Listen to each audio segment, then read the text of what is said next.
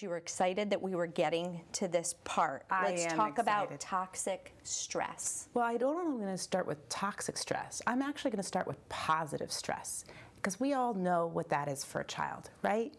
When you hear the music from the ice cream truck and that child wants an ice cream, there might be a moment of positive stress, because you're going to say, no, sorry, it's an hour before dinner. We're not having ice cream right now, right?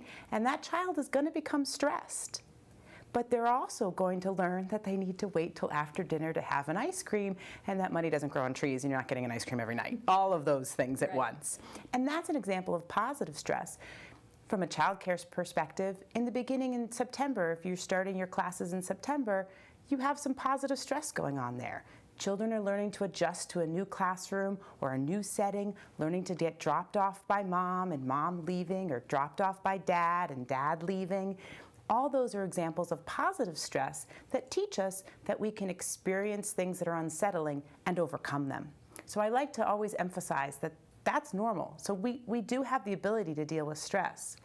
And then we have something that they call moderate stress.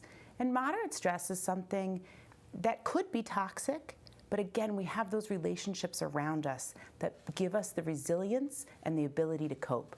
So an example of this might be that grandma was our caretaker for a long time, and grandma's become ill and hasn't been home. She's in a nursing home for a prolonged period of time. That's a moderate stress that can really be disturbing to a child. Or a teacher had to leave in the middle of the year from our child care center because her parent got ill and she had to go take care of the parent, and that teacher, which was the child's main connection at child care, is no longer there for a month or 2 months. That's a moderate stress, but we know that that's going to be stressful for the child, so we can put into place the structure and the support that they need, that won't become a toxic stress. And toxic stress is what we really want to prevent. It's one of the reasons we're here tonight having this conversation, and it is sort of directly related to the ACEs. It's when the stress is not accompanied by that nurturing, supportive, resiliency-building experiences and relationships, and it's prolonged and ongoing. And what we really see there is an actual physiological response, and we see the brain structures in building around stress and anxiety rather than building around curiosity and learning.